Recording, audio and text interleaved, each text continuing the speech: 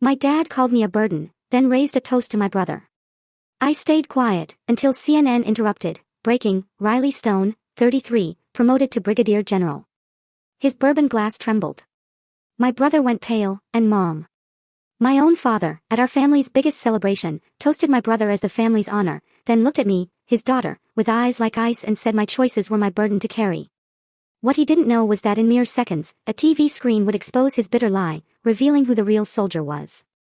My name is Riley Stone. I'm 33 years old, a Major General in the United States Army. And that night, surrounded by smiling faces at my own family's ranch, my father made it crystal clear, in this family, titles and achievements meant absolutely nothing when they belonged to the wrong child. It was a suffocating July evening in Missouri, the kind where the air itself feels heavy, thick with the smell of hickory smoke and barbecue. Our family's ranch was decked out in all the patriotic trimmings, like the 4th of July had decided to settle in for a whole week just for us. Adults nursed cold Budweisers, kids chased each other between hay bales. On the surface, it was a picture-perfect scene, right out of some folksy magazine. Me? I was in my faded flannel, dusty jeans, and boots, fresh off base. I felt completely out of place among the designer polos and sundresses. My older brother, Liam, Captain Liam Stone, was the star of the show. He was in a custom-tailored Navy suit, holding court, spinning tales about Pentagon strategy meetings, name-dropping senators like they were old pals. Everyone around him laughed a little too loud, nodded a little too eagerly. He was the chosen one, always had been. I tried to catch Mom's eye. Eleanor Stone was at the buffet, spooning mashed potatoes onto Liam's plate as if it were some sacred offering. "Hey, Mom," I said, my voice a little soft. She glanced at me, her smile tight and fleeting. "Hi, sweetheart," she whispered, her eyes already darting back to Liam. "Make sure you grab some corn before it's gone." And just like that, she turned away. Then Dad, Harrison Stone, rose from his chair, a glass of Four Roses bourbon gleaming in his hand. The entire yard fell silent. His voice, weathered by years of command and an almost casual arrogance, boomed across the gathering. "I'd like to make a toast." Every head turned. Phones dropped. Conversations died. He lifted his glass high, looking directly at Liam. "To my son, Captain Liam Stone, a man who carries the Stone family legacy with honor and brilliance." Applause erupted. Whistles, cheers, a wave of pride washed over the air, thick as the humidity. Then he turned. Our eyes met for a second. His were icy, assessing, and utterly empty. He cleared his throat. "And my daughter, well, her choices are her own burden to carry." That was it. No name. No glass raised. Just a dismissal so sharp it felt like broken glass in a punch bowl. The silence that followed was louder than any explosion I'd ever heard in combat. Even the crickets stopped. My stomach twisted into a cold knot. My breath hitched. I stood there, suddenly hyper-aware of every single gaze, the neighbor's kid's mid-hot dog bite, Liam's smug grin into his drink. I just wanted to vanish. Then came the twist of fate nobody, absolutely nobody, saw coming. The outdoor bar's flat-screen TV, which had been playing some background baseball highlights, flickered. Then it switched. A Fox News special bulletin. The host's voice was somber. "We've just received confirmation from the Department of Defense." My heart stopped. The screen filled with the Pentagon seal, then my photograph. Full Army combat uniform. My face. My name. My rank. The Chiron read, "Breaking, 33-year-old Major General Riley Stone. The strategic mind behind global AI counteroffensive." The silence was absolute. Nobody clapped. Nobody cheered. My father's bourbon glass trembled in his hand, the amber liquid shivering. The pride in his eyes drained away like a faulty dam. And me? I didn't smile. I didn't bask in it. I felt nothing. Or rather, I felt too much.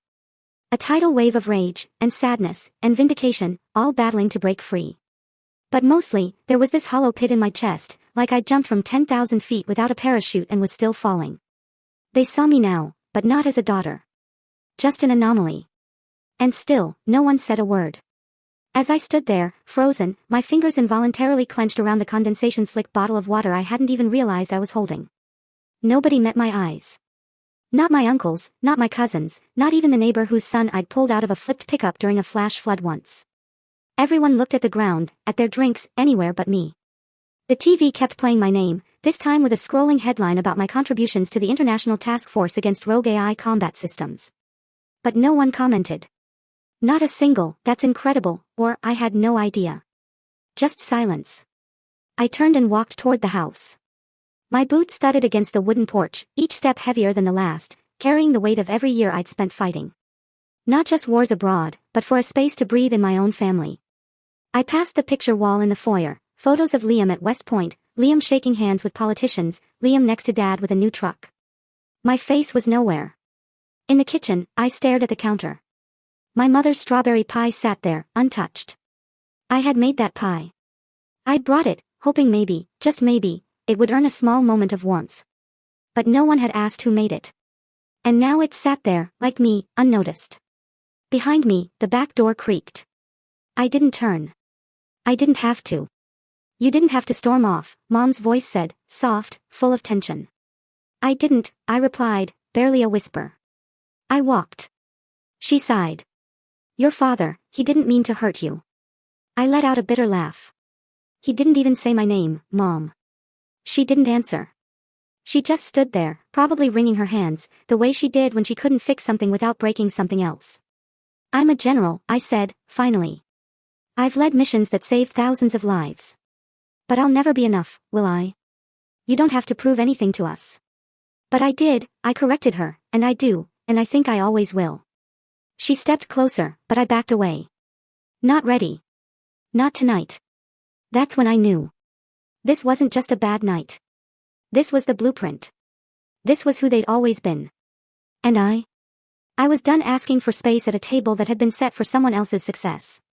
The bourbon glass in my father's hand might have trembled when the TV announced my name, but my own hands were steady. That kind of shake, of surprise, of disbelief. I'd experienced it at 23, not 33. After the party dissolved into murmurs and then quiet, I walked inside the house like a ghost no one noticed. The sound of crickets returned outside. The laughter was gone. I climbed the stairs. Each step groaned under my boots, but no one called after me. Upstairs, the hallway smelled like cedar polish and thyme. I stopped outside the family room. The fireplace mantel had always been a shrine to achievements, mostly Liam's. But for a few years, there had been one frame that broke the pattern, a photo of me on graduation day from airborne school. Sweat on my brow, mud on my uniform, eyes lit up with a raw pride I hadn't felt in years. It was gone. In its place, a polished photo of Liam in a dark gray suit, grinning next to a U.S. senator. I stepped closer. Not a speck of dust. Freshly cleaned. Revered. "Mom?" I called out. She appeared at the end of the hallway, holding a tray of empty glasses. "Where's my picture?" I asked. My voice wasn't angry. It was too flat for that. "Oh," she said, too quickly. I put it away. It was getting dusty. "Put it where?" "In storage. Somewhere downstairs, I think." "Don't worry." "Somewhere," I repeated. "Like me. Somewhere." Her eyes didn't meet mine. She vanished down the stairs without another word. That's how I found myself in the attic 15 minutes later, flashlight in hand, climbing into the heat and shadows. The door creaked open, revealing a space that smelled like dry wood, old paper, and everything no one wants to remember. I had to duck to avoid low beams. Dust danced in the flashlight's beam. I searched box after box, holiday decorations, Liam's childhood trophies, even a tub labeled Thanksgiving linens. Then, in a far corner, behind a broken rocking horse, I saw it. A soggy cardboard box with faded black marker. Riley's stuff. The handwriting was unmistakable. My dad's. All capital letters, like labeling a piece of government equipment. I pulled it toward me and knelt down. The tape was brittle, the top flaps opened with a crunch. There, jumbled together like trash, were pieces of me. My first marathon medal, still attached to its red, white, and blue ribbon, now wrinkled and dulled. A green beret, gifted to me by my grandfather, Pop, on the day I was accepted into Special Forces selection. He died 2 weeks later. A laminated letter from my battalion commander, praising my decision-making under fire in a convoy ambush in Afghanistan. Beneath that, a handful of broken plastic G.I. Joe figurines, some old notebooks from middle school, a worn-out hoodie I hadn't seen since high school. It was a museum of disregard. Not one item placed with care. No wrapping. No frame. No sign of anyone valuing these things. They were artifacts only to me. I touched the green beret gently. I remembered the night Pop gave it to me, sitting on the porch swing, his oxygen tank hissing, telling me, "You're going to do more than any of them, girl. Mark my words." Guess he was right.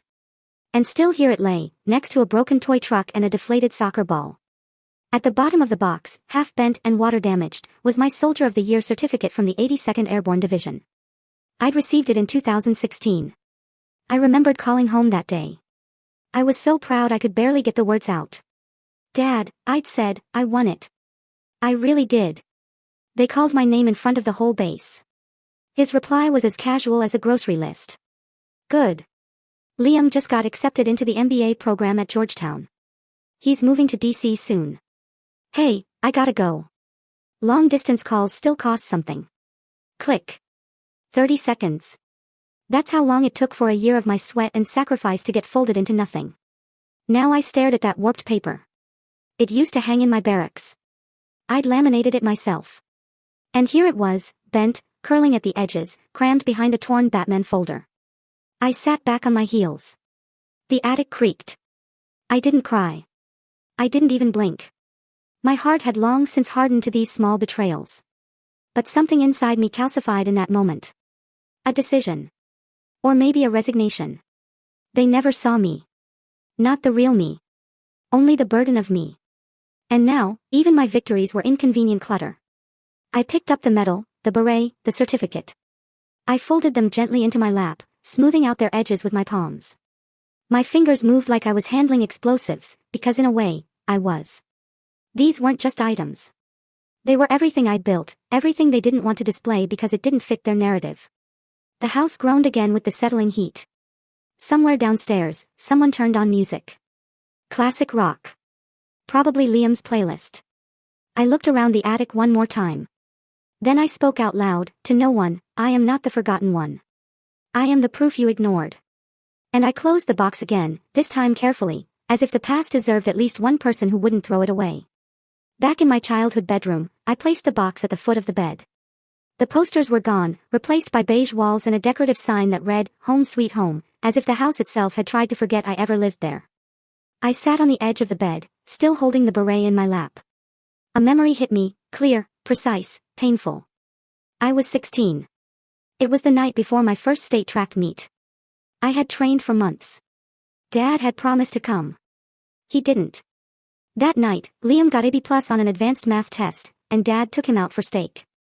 I remembered standing on the podium with my ribbon and scanning the crowd, hoping maybe he'd show up late. He didn't. Mom said he had a work thing, sweetheart. That's when I first learned his version of love was conditional. Liam's version of success made sense to him. Mine never would. Now, years later, I was still standing on that invisible podium, ribbon in hand, audience gone silent.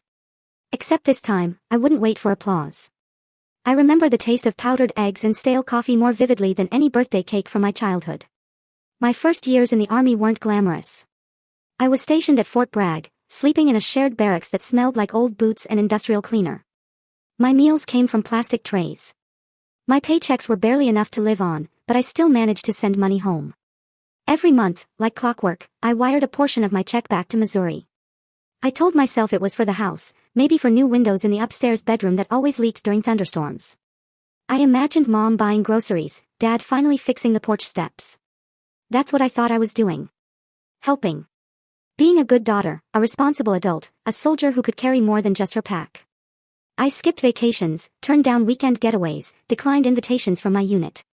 While they went off for beers or trips to Myrtle Beach, I stayed behind, microwaving dollar ramen in my room, rerouting my fun money to a family that barely acknowledged my existence. I once turned down a 4-day pass to save for what I thought would be my parents' anniversary gift, a new dishwasher. I ate off cardboard so Liam could eat off porcelain. Then came the call. It was a Sunday afternoon, the kind where I let myself indulge in a second cup of coffee and half a chapter from a Clancy novel. Mom called while I was folding laundry.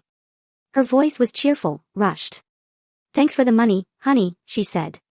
Liam looked amazing in that Armani suit. Fit him like a glove.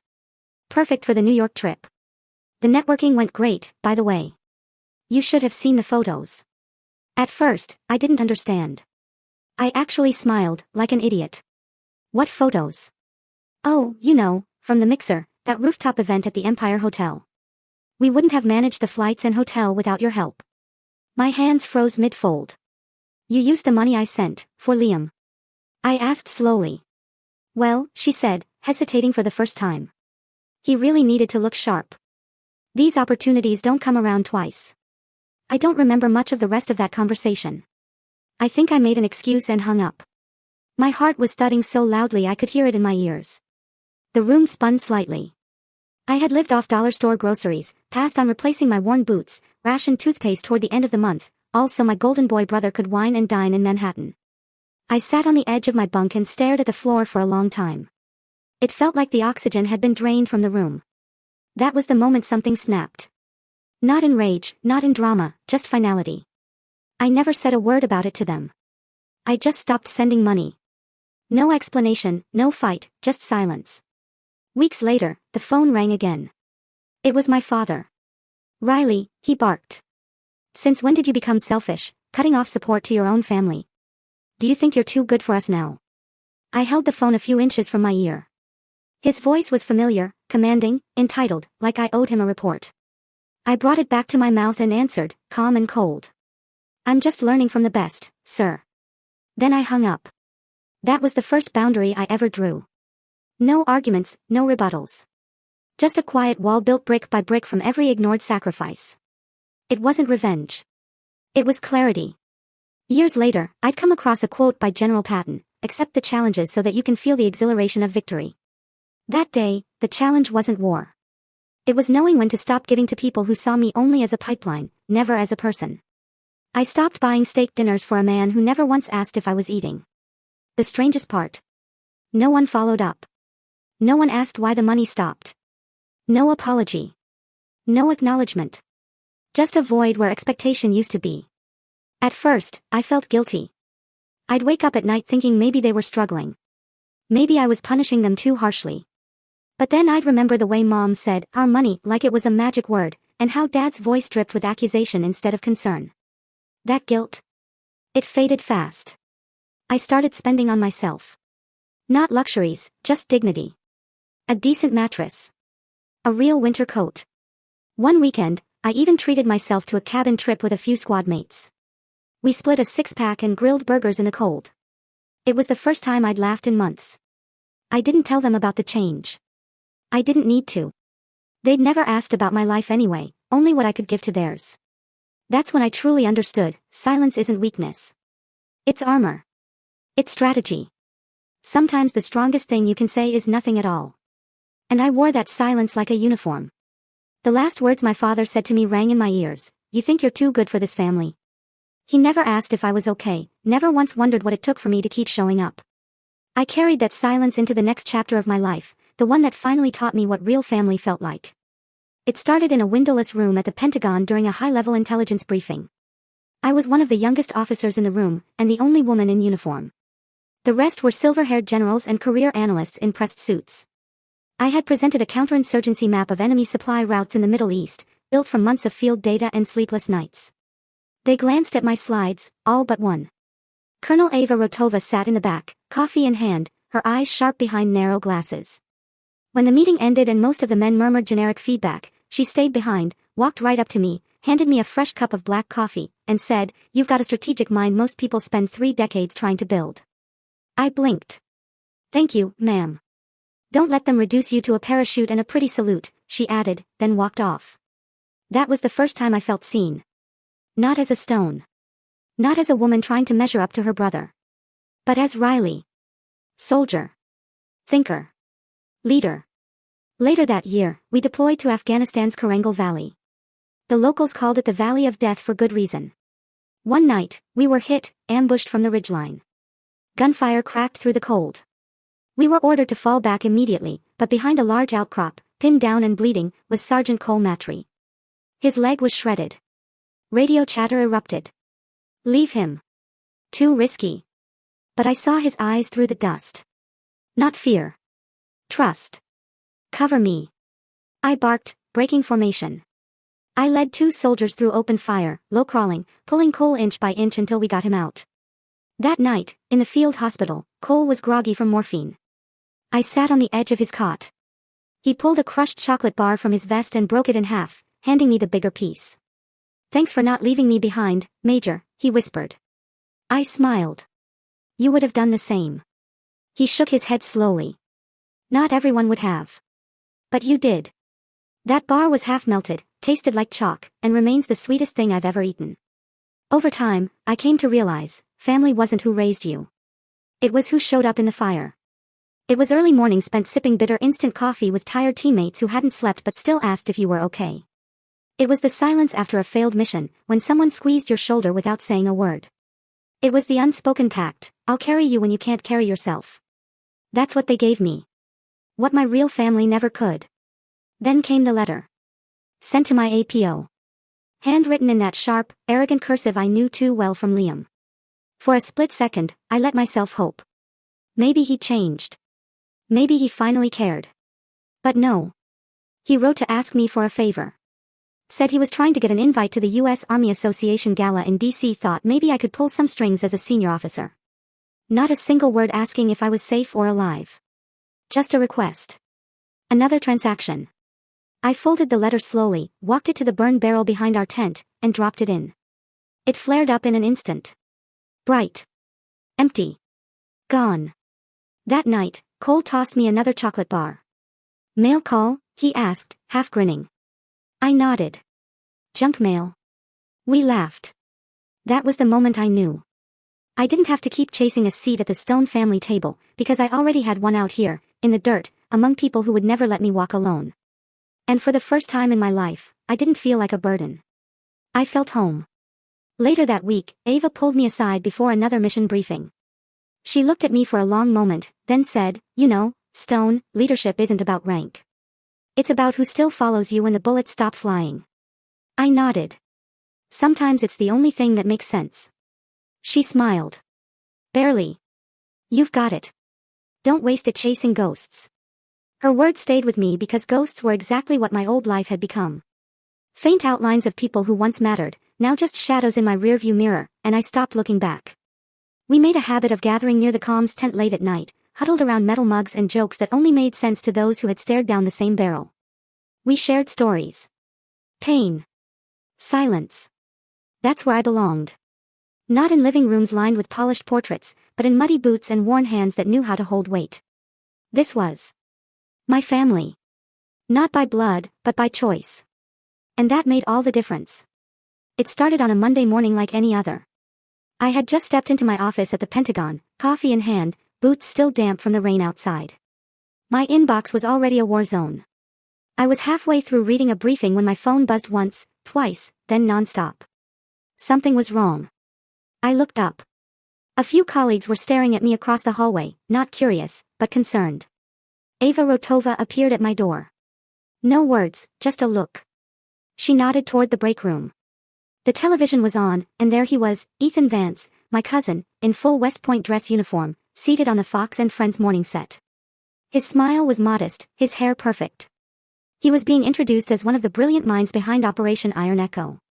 My operation. He spoke slowly, reverently, as if recalling trauma that had aged him. "It was the hardest decision I've ever made," he said, voice trembling slightly. "We were losing control of the AO. I had to step in. We pushed back. It cost lives, but we prevailed." I stood frozen. He described it, down to the radio commands, the terrain layout, even the moment of enemy retreat. Events that only someone in that room would have known. Only me. And then, as if the performance needed an Oscar, he paused and choked up. I still remember the faces of the men we lost. We didn't leave anyone behind. A single tear rolled down his cheek. Ava cursed under her breath. "He's using your debriefing notes word for word." I didn't speak. I couldn't. I stared at the screen as America listened to a lie. Not a misquote. A full-blown hijacking. And I wasn't just erased. I was replaced. The moment the segment ended, I stepped into the hallway and called my father. He picked up after one ring. "Riley," he said, like nothing had happened. "You saw the interview?" I asked. "Of course," he said. "Ethan did great. Polished. Confident. The country needs heroes like him." I felt my throat tighten. That was my operation. He took my work, my decisions. He sighed. Look, I told him he could go ahead with it. He needed a boost for his future. This helps the family image. You're already a general. What's the harm in sharing the spotlight? Sharing? He stole it. You're being selfish, he said. Don't make this about ego, Riley. Ego. I nearly dropped the phone. To him, this wasn't betrayal. It was strategy. A brand. And I was just a pawn in the Stone family's legacy campaign. Goodbye, Dad, I said, and I hung up. For a few minutes, I just stood in the hallway, my mind roaring with static. Then my phone buzzed again. A colleague sent me a link, an article just published on a respected military blog titled, Inside Iron Echo, the Rising Star of Military Intelligence. There was a photo of Ethan, cropped perfectly to show his academy ring and commendation badge. The piece praised his unparalleled tactical instincts and cited sources inside the Pentagon, who confirmed his heroism during the operation. Sources. I didn't need a name. I recognized the cadence of the sentences, the way the quotes were shaped. Liam. My brother. The public affairs golden boy. He had planted this story. He knew how to work the media, how to bury credit and inflate fiction. He didn't just help Ethan. He orchestrated the narrative. I read it again. One phrase stood out: while senior officers remained hesitant, Lieutenant Vance took bold action. That wasn't just a lie. That was a dagger. I slammed the laptop shut and clenched my fists. Every sacrifice I made, every scar, sleepless night, lost friend was now fuel for a PR stunt. Not by the enemy. By my own family. No, by the men who were supposed to protect me. By the same father who once called me a burden, by the brother who never saw me as more than a threat to his spotlight, by a cousin who cried on national television with tears made of kerosene. That night I sat alone in my apartment, lights off, TV muted. I stared at the ceiling and thought, this is war, not the kind fought in deserts. The kind where truth is a liability, where silence is permission, where family becomes a weapon. I used to think the battlefield was behind me. I was wrong. It had just moved indoors. The next morning, I received an internal memo. Requests from press outlets for comments, confirmations, sound bites. The floodgates had opened. Ethan's name was trending. The blog post had been picked up by other military news sites, and I had become a ghost in my own story. Ava walked into my office with 2 coffees. She set one down in front of me without a word. Then she sat across from me and looked me dead in the eyes. You're not going to let this slide, are you? I didn't answer. She leaned back. You've kept quiet long enough, Riley. You let them call you a burden. You let them take your money, your credit, your dignity. But this, she tapped the desk. This is war. I took a sip of coffee. It was bitter, strong, the kind that burns on the way down. I'm done being quiet, I said. She nodded. Then let's get loud. I opened my laptop and I started gathering every shred of evidence I had. Debrief logs, field reports, chain of command emails, briefing slides with my digital signature. I was going to burn the lie down to the foundation. If they wanted a storm, I'd give them a hurricane. Not just for me, but for every woman who ever sat in a war room and got told her brilliance was just a nice accessory. For every soldier whose silence was mistaken for surrender. I wasn't erased. I was just loading. The email arrived at 0700 sharp. Subject line, suspension pending security review, priority. I stared at it for a full 10 seconds before opening. The sender was official. Office of Army Personnel Command. The tone was sterile, direct, effective. Immediately, I was suspended from duty pending an investigation into a potential security breach involving classified drone reconnaissance data. My breath caught. They were accusing me of leaking military intel. 15 years in uniform. No violations. No strikes. Not a single missed review. And on the anniversary of my enlistment, July 8, 0600, Fort Jackson, they chose this exact day to send it. Coincidence? No. Precision. The attached PDF outlined the charge, breach of Category 1 security protocol. The name signing off at the bottom wasn't real, but I recognized the alias, MJR Delta, a ghost signature used by high-level clearance staff. Only a handful of people could authorize this kind of action. One of them was General Adrian Kincaid. He'd hated me since the Kabul intel shakeup. I exposed a flaw in his drone command model. Cost him 2 contracts and a promotion. And now he was backing Ethan, my cousin, the man who stole my operation. This was retaliation wrapped in protocol. A kill shot by spreadsheet. My hands clenched around the mouse. They weren't just trying to silence me. They were going to bury me. I sat motionless in my empty office. Outside, DC traffic droned, like nothing had changed. But inside me, something snapped. Not like a twig. Like steel under pressure. The kind of break you don't hear until the damage is irreversible. For years, I'd stayed quiet. When my father called me a burden. When Liam drained my paycheck for Armani suits. When Ethan cried fake tears on national television with my war story in his mouth. I swallowed it. But this wasn't family politics. This was erasure. Institutional. Deliberate. Coordinated. I leaned back in my chair, fluorescent light buzzing above me. And I remembered something, an old TED talk I'd watched during my third tour. Brené Brown talking about vulnerability. Vulnerability is not weakness, she said. It's our greatest measure of courage. I never wanted to be vulnerable. But now, I had no choice. I could either disappear quietly, or detonate. I stood up, walked to the window, and made a decision. I wasn't going to hide. I wasn't going to beg. They wanted a war. They picked the wrong soldier. Instead of calling legal, I pulled out my secure line. It had one number programmed into it. It rang once. Twice. Then a voice answered. I was wondering when you'd call, General.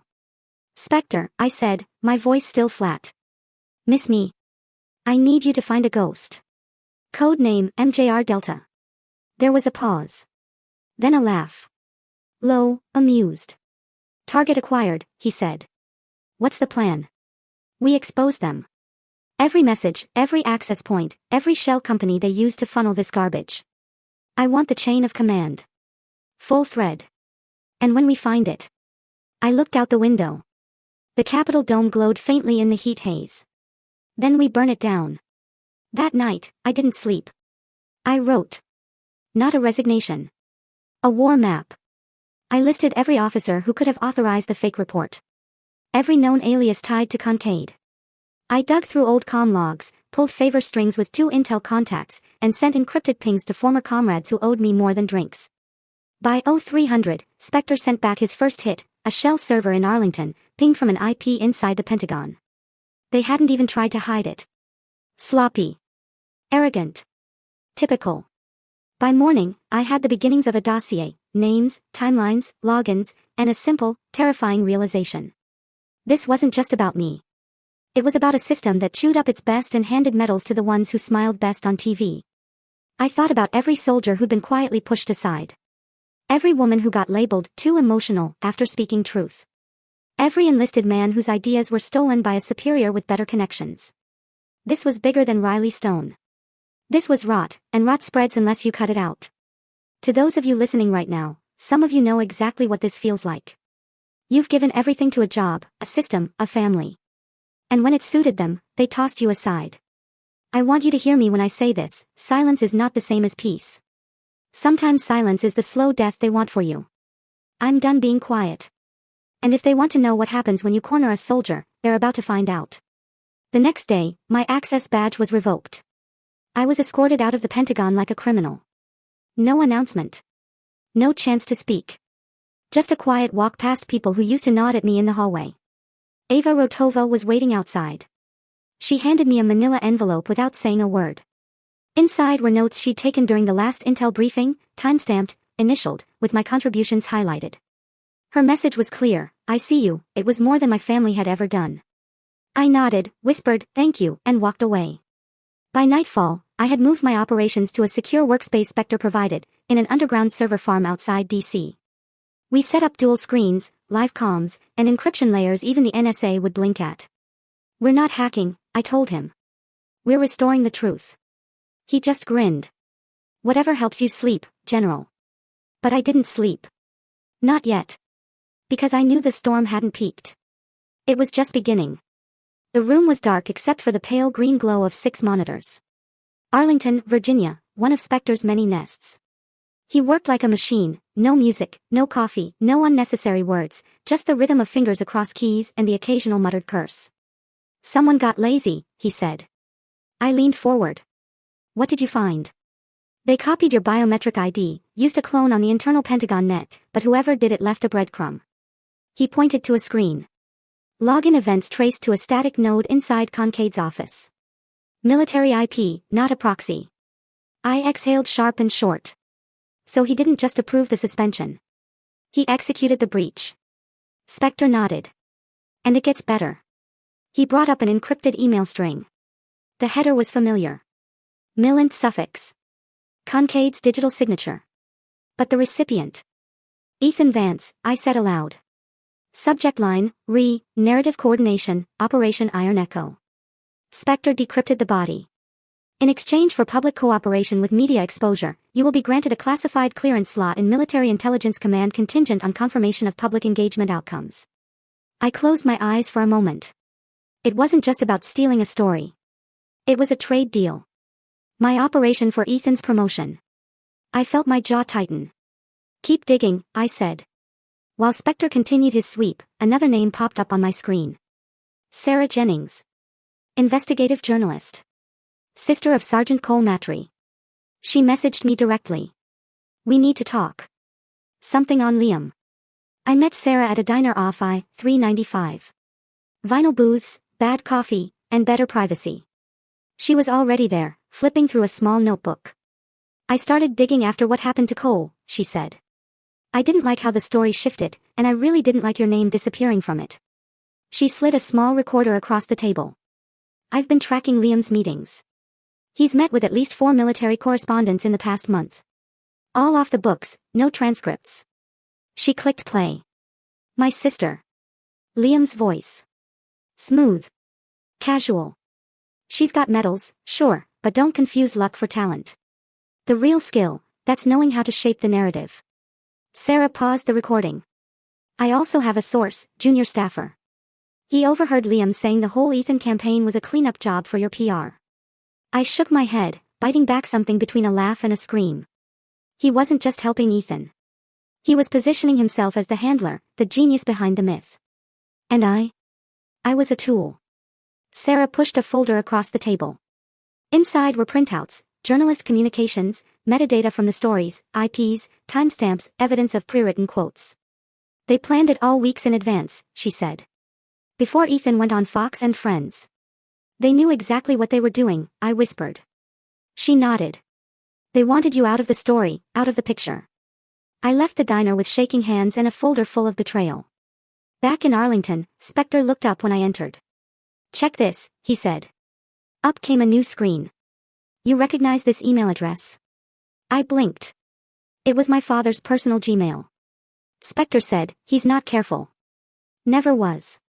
He opened a chain of emails, plain text, no encryption, like two old men gossiping over a drink, except these two were General Concade and Harrison Stone, my father. The subject line, behavioral patterns, Riley. I sat down slowly. Concade had asked for psychological context, and my father had delivered. He wrote about me in third person. Riley has always shown volatility under pressure.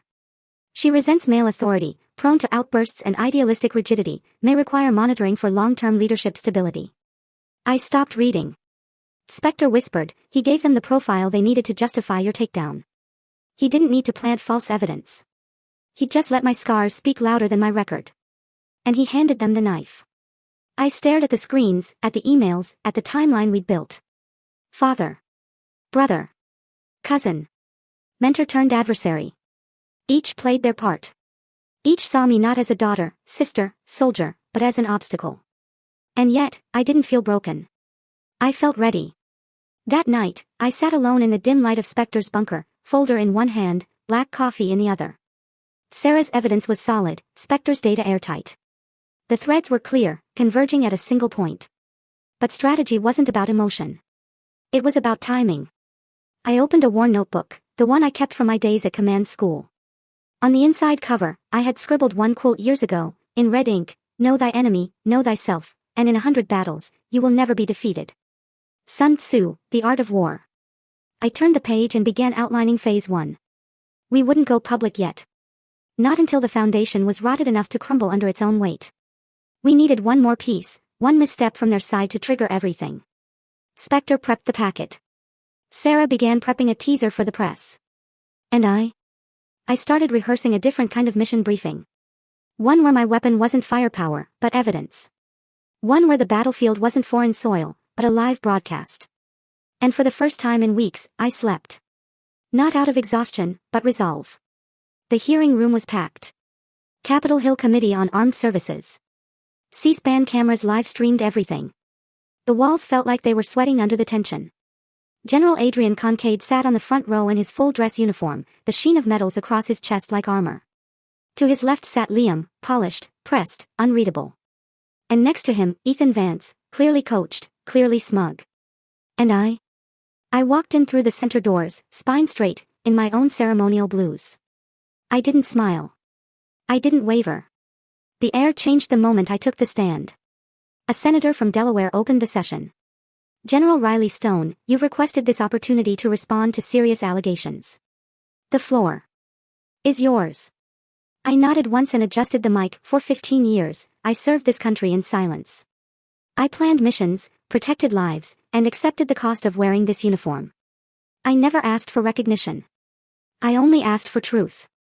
But truth, it seems, was inconvenient. I paused. The room didn't breathe. And now, I will show you exactly why I was suspended. Not because of wrongdoing, but because I knew too much. I motioned to the staffer. The first video appeared on the large screen behind me.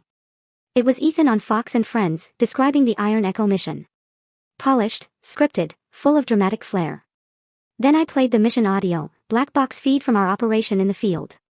My voice barking orders, coordinating airstrikes, saving Sergeant Matri's team under live fire. There was no Ethan. Only me. A murmur rolled through the gallery. I raised my hand for silence. Ethan Vance was never on that mission. He told a story that wasn't his and sold it to America. Kincaid's jaw tightened. I nodded again.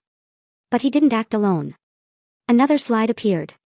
Email exchanges between Kincaid and Ethan. Promises of a future position in military intelligence tied to Ethan's public cooperation. He was bribed, I said, to lie in exchange for a career. I saw Ethan glance sideways, his hands fidgeting. Let's move on to Liam Stone, I continued. Senior Public Affairs Officer at the Pentagon. I tapped the clicker.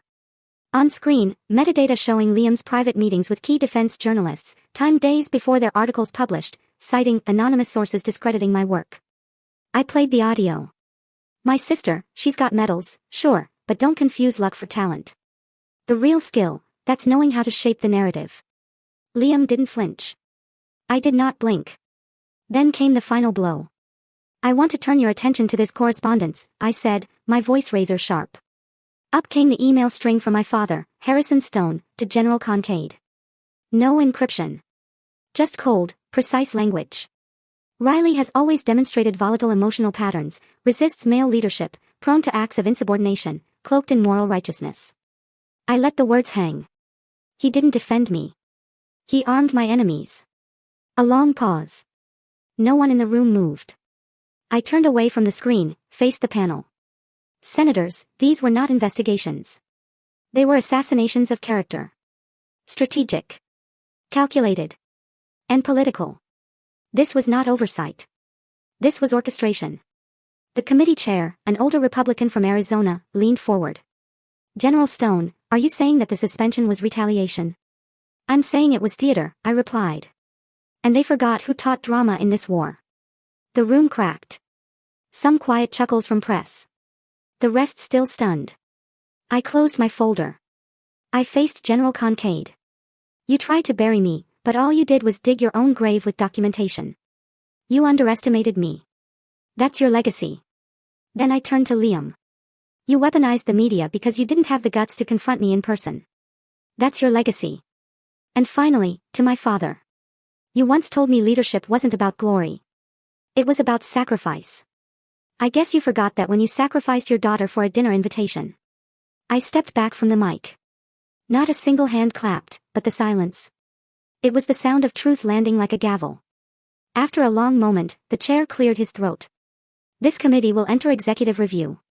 We thank General Stone for her testimony. I turned and walked out, head high. War won. I didn't head home after the hearing. I walked straight to the reflecting pool in front of the Capitol, pulled off my gloves, and stared at the glassy surface like it might crack from the weight of everything that had just happened. Ava Rotova called. I didn't answer. I didn't need to. We both knew what this moment meant. Behind me, reporters began to gather. Some shouted my name. Cameras rolled, but I wasn't ready to speak to them.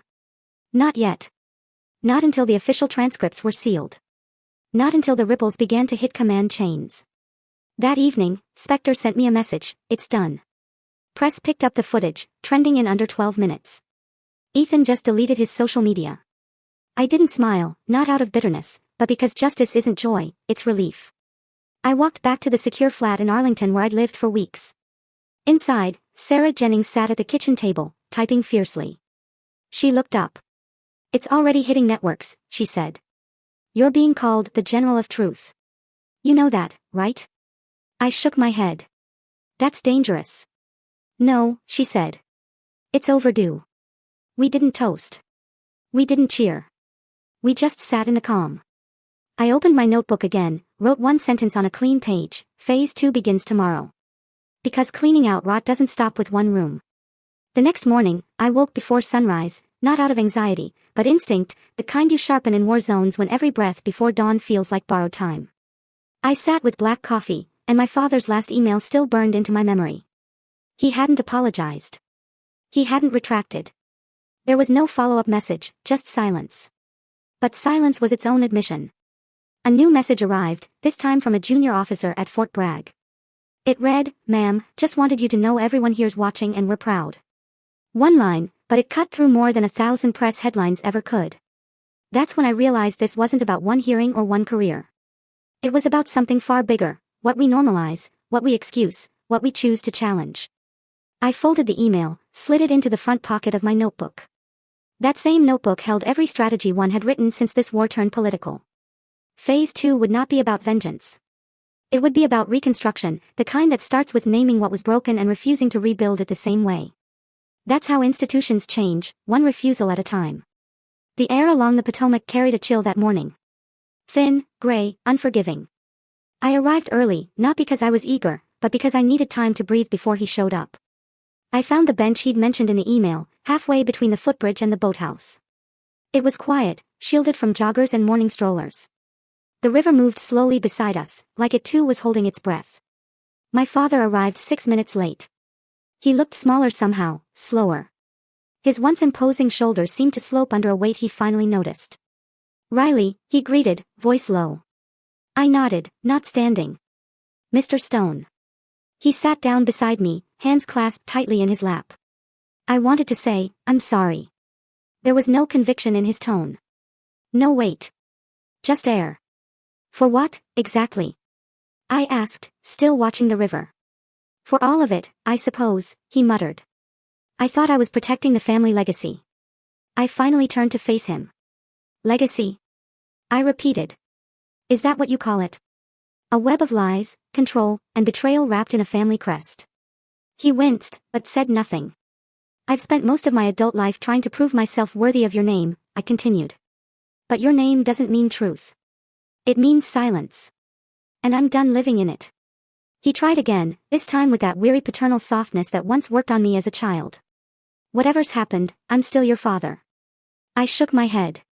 "You stopped being my father the day you chose strategy over honesty. When you gave away parts of me to protect a legacy I never believed in. When you tried to erase me and called it love." I pulled the old house key from my coat pocket and set it on the bench between us. "That's for the farm. I won't be back." He stared at the key like it might bite him. I stood. "This is the last time we speak," I said. "Goodbye, Mr. Stone." I didn't wait for a response. I walked away. The wind from the river caught the edge of my coat and pushed me forward. It felt like release. A week later, headlines rolled out like dominoes. General Adrian Kincaid retired with disgrace. No ceremony, no salute. Ethan Vance expelled from West Point. The Academy issued a rare public statement citing ethical violations. Liam reassigned to a quiet base in Montana. He didn't call. Neither did I. Sarah Jennings sent me a copy of the transcript, uncut. The hearing, now part of the public record. Then the call came. General Stone, the president's chief of staff, said over a secure line. The president would like to offer you a formal promotion and a new strategic advisory post at the White House. I let the silence linger a few seconds longer than necessary. I'm honored, I replied. But I'm not interested in a new rank. What I want is to rebuild on my terms. The line went quiet. Then a soft, "We respect that." That evening, I sat with Ava Rotova on the back patio of her Arlington townhouse. She poured 2 bourbons and lit a small fire in the stone pit between us. "You did it," she said. "No," I replied. "I survived it." "There's a difference." She nodded. "You're not going back, are you?" I looked up at the night sky, cloudless and infinite. "No," I said. "I've seen what rot looks like when it wears stars on its shoulders. I want to build something different." She raised her glass. "To burning down what no longer serves." I clinked mine against hers. "To planting something better in its ashes." We sat there in silence. No plans. No strategies. Just breathing. For the first time in years, I wasn't fighting. I wasn't chasing approval. I wasn't pretending I was okay. I was simply free. The next morning, I opened the small leather-bound journal I'd carried through every deployment. Most pages were filled with coordinates, strategic sketches, fragments of field intel. But now, I turned to a fresh page. At the top, I wrote, "What does a life look like when it's built from truth?" I didn't have an answer yet, but I knew the old answers, the ones handed down by my father, by the institution, by the silent code of duty above all, were done. I reached out to Spectre that afternoon. He was already working on something new, a digital archive for whistleblowers inside the defense system. Anonymous. Encrypted. Ironclad. "You in?" he asked. "More than in," I told him. "I'll fund it myself." He whistled low. "Damn, you're not playing around." "No," I said. "I've played their game long enough." Later that day, I went to visit Sergeant Cole Matry, now in rehab after another surgery. He smiled when he saw me, despite the pain in his eyes. "You took down giants," he said. "With words." I shook my head. "With truth." He nodded. "Same thing." Before I left, he handed me something wrapped in cloth. It was his unit patch, faded, scorched on the edge. "I want you to have it," he said, "because you didn't leave me behind. Ever." I swallowed hard and slipped it into my coat. That night, I sat by the window with my notebook open again. This time, I wrote, "Let them inherit ashes. I'll inherit clarity." I didn't go back to the Pentagon. I went home, but not to the Stone family farm. I had left that behind with the old key and the ghosts that never learned how to let go. Instead, I bought a modest piece of land on the edge of Jefferson County, Missouri. Acres of oak trees and open sky, far enough from the past, but close enough to rebuild something honest. That's where I founded the Stone Institute for Honorable Leadership. The name wasn't about pride. It was reclamation. I was taking back the word stone, not for legacy, but for foundation. The institute became a sanctuary, not of silence, but of voice. A place where young officers, returning veterans, and civilian leaders came to learn the kind of strength that doesn't shout, the kind that holds. We taught ethics in combat, humanitarian strategy, resilience of the mind. We told the truth about war, not just its violence, but its moral weight, what it takes to keep your humanity intact when everything around you asks you to surrender it. Some days were hard. There were faces in those lecture halls that reminded me of my own reflection a decade ago, tight-jawed, closed-hearted, trying not to drown in invisible wounds. But then someone would stay after class, ask a question, cry, laugh, offer a story, and healing would begin. Not from me, but from the space we'd made together. One overcast afternoon in early spring, my mother showed up. I was kneeling in the memorial garden, pulling out winter weeds, when I saw her brown boots step onto the gravel path. She didn't say anything right away, just crouched beside me and picked up the trowel I'd set aside. We worked in silence, the kind that wasn't empty this time, but willing. When the last flower bed was cleared, she reached into her coat pocket and placed something in my palm. My first marathon medal, the one I thought they'd thrown away. It was polished, smooth, like it had been waiting. "I'm sorry," she whispered. I wasn't brave. I didn't say anything. I didn't need to. I just closed my fingers around the medal and nodded. I wasn't forgiving her for the past. I was forgiving myself for carrying it so long. Weeks passed. Classes grew. Applications tripled. One evening, I stood at the back of the main hall, watching a group of cadets laugh over their notes and coffee. The whiteboard was still marked with notes from the last session: philosophy, tactics, purpose. That night, I wrote a new lecture, not about victory, not about medals, but about betrayal, loss, and how those things, if faced with courage, can shape the kind of leader no school can fabricate. I opened class the next morning without preamble. What makes a leader worth following? I asked. Silence. And then stories came, about broken commands, saved lives, mentors who had failed, and moments they could have given in but didn't. When it ended, I walked to the board and wrote 4 words: honor is not inherited. It is built. I stood beside it for a moment, the marker still warm in my hand. That was the legacy I wanted. Not one carved in stone, but one planted, watered, lived, and finally, let go. That night, after everyone had gone, I walked the perimeter of the land. The stars were clear above Missouri, unbothered by memory, untethered from bloodlines. I found myself thinking not about battles or hearings or betrayals, but about the simple rhythm of rebuilding, of mornings that began with black coffee and the hum of cicadas, of veterans in work boots clearing trails behind the lecture hall, of planting something that would last longer than I ever would. I kept a stack of books in my office, worn copies of Marcus Aurelius, Seneca, Epictetus. Most had notes in the margins, left there from my time in Kabul, in Seoul, in Arlington. I taught from them not as doctrine but as invitation to examine, to choose, to live with principle when applause and rank were gone. One of our cadets, a young woman named Ortiz, stayed late one evening. She was restless, eyes sharp. "Ma'am," she said, "how do you know when to stop fighting?" I thought of my father, of Ethan, of Liam, of the battlefield in the boardroom and the Senate floor. "When the battle costs you more than the wound," I said. "When you realize peace is not the absence of conflict, it's the presence of alignment." She didn't write that down. She just nodded, and that told me she understood. I wasn't building a legacy of power. I was building a place for truth to breathe. And that was enough. If you've stayed with me all the way here, thank you. This wasn't just a story about betrayal and power. It was about choosing who we become after the ashes. Maybe, like me, you've carried wounds others never saw. Maybe you're still rebuilding. I hope Riley's journey reminded you that truth, when lived out loud, can be healing. If this story meant something to you, hit subscribe, share it with someone who needs it, and let me know, what does your legacy look like? Until next time, stay strong, stay true.